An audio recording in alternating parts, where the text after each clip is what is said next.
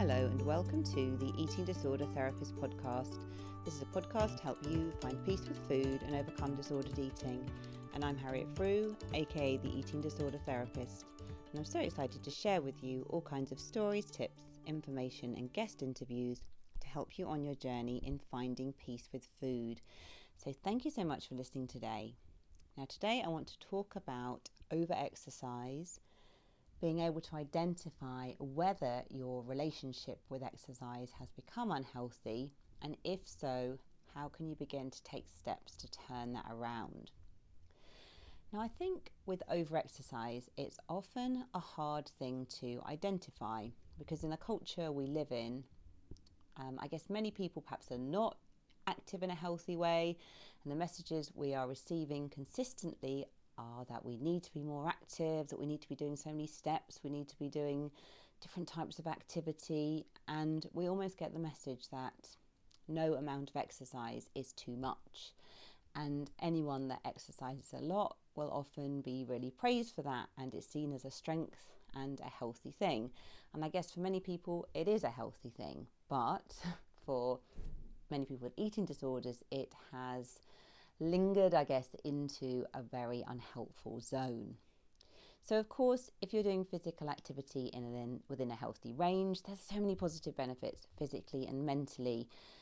It's good for your heart and lungs, improve muscular and skeletal strength, improve sleep, positive body image, self-esteem, all those endorphins, all the things we really love from exercise.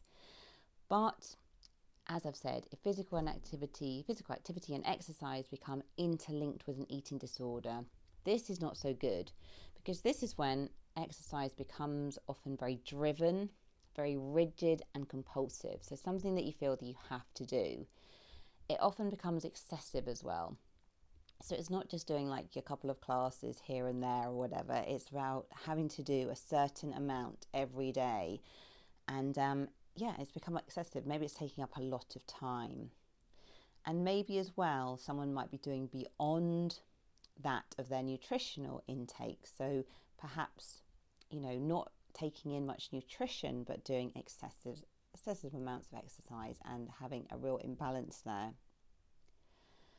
So of course, this is much more harmful than helpful. Again, it can be easily hidden, I think, can't it, in our culture? It might be hard to detect whether someone's doing too much exercise.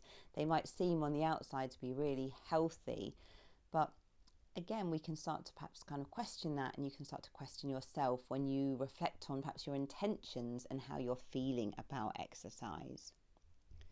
Now, I think nobody starts off really kind of heading in the deep end with over-exercise. What often happens is we can start exercising for very kind of healthy reasons, start off with exercise being really, really positive, and then over time it drifts more into an obsessive pattern, and then people feel unable to stop. So this is when maybe exercise has to be done. It's an escape for emotions, and not to say, I think within healthy limits, actually doing some exercise can be a really good way of processing emotions, and it can be a healthy outlet. But if you're always using exercise to distract from emotions and you're kind of running away from your emotions, that is not so helpful.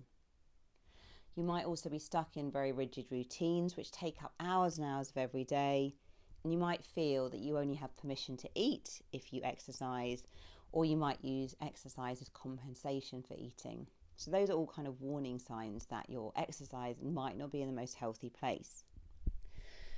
Now, what's quite tricky as well is when you follow a restrictive diet, and then often if you become low weight, the brain chemical leptin decreases.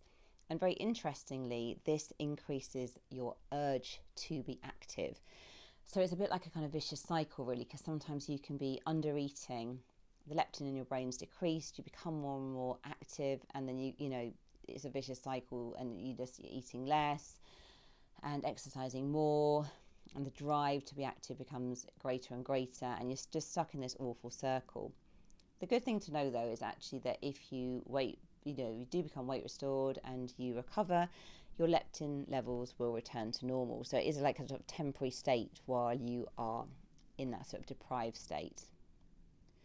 So over-exercise as well can happen in many different ways. So I suppose it might be perhaps more obvious if someone's going to the gym or like out cycling or running and they're doing that very often, but it might be more subtle ways. So maybe exercising in your room in secret, or maybe like doing extra trips to get your steps in. So you might go up and down the stairs many times of the day to fetch things. Rather than doing it all in one go, you're kind of consciously trying to be more and more active to burn energy.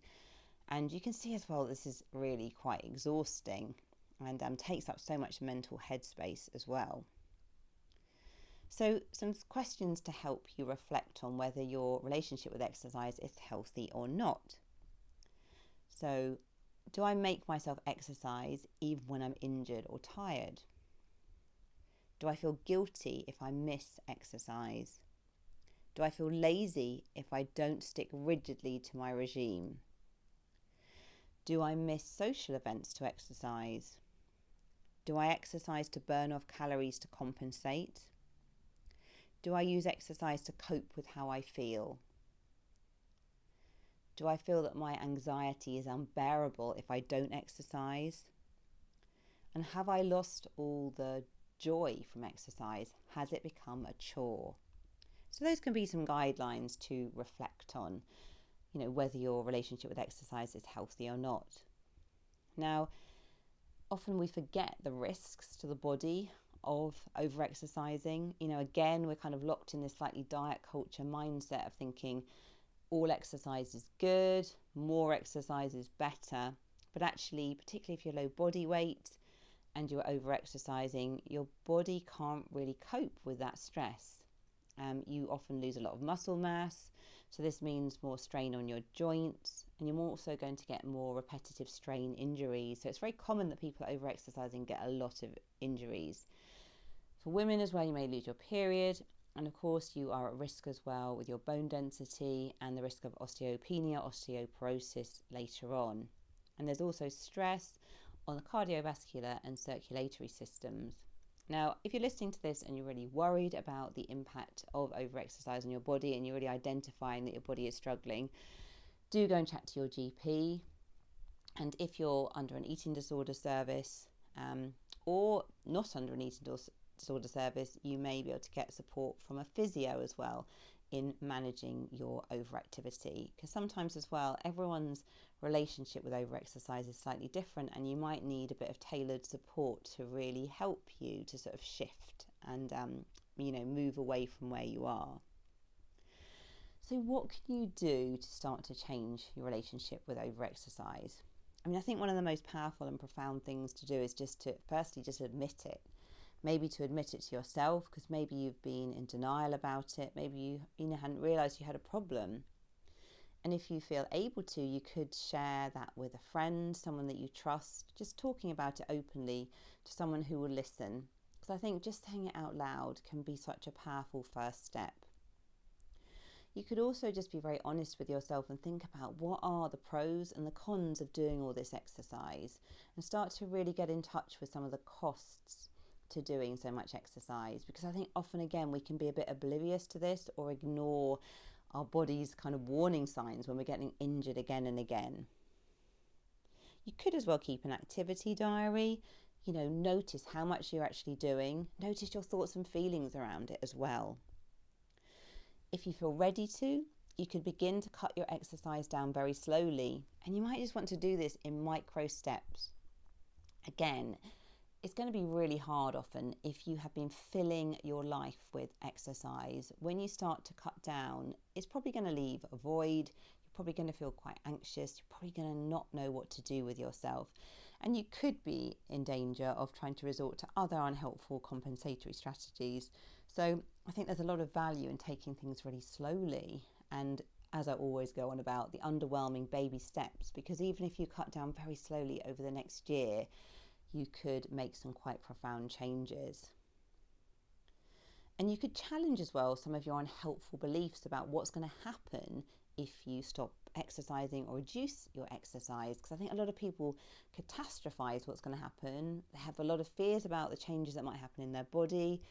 They have kind of faulty beliefs, things like all my muscles going to turn to fat, and I think again, that's something. Obviously muscle and fat are different tissues, one can't turn to the other, or vice versa. Maybe you might lose a bit of muscle tone, but it's starting to sort of challenge some of the faulty thinking and faulty beliefs.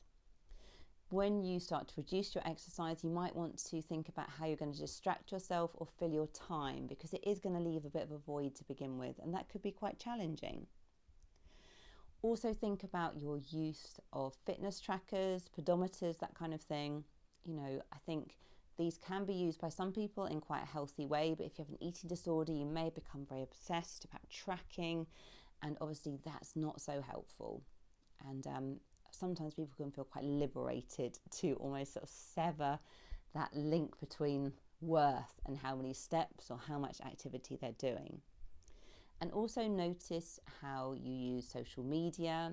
Are you sort of following different fitness accounts? Notice what's triggering for you, and maybe you might need to really unfollow, withdraw from some of that material so you can really get yourself in a better place. I think the key thing with all of this as well is, you don't have to do it alone. It's really important to perhaps reach out for support. If you're in therapy, this is something that can be talked about with your therapist. And as I've said before as well, if you've got physical worries about over-exercise, really important to see a GP, and you might even be able to see like a physiotherapist to get some support with this. Anyway, I hope you found this bite-sized episode helpful. Thank you so much for listening. And if you're not following me already, do seek me out on Instagram at the eating disorder therapist _. And for further support with your relationship with food, do go to the eatingdisordertherapist.co.uk. If you enjoy this podcast, I'd be so grateful if you'd follow, rate and review, as it helps it reach so many more listeners.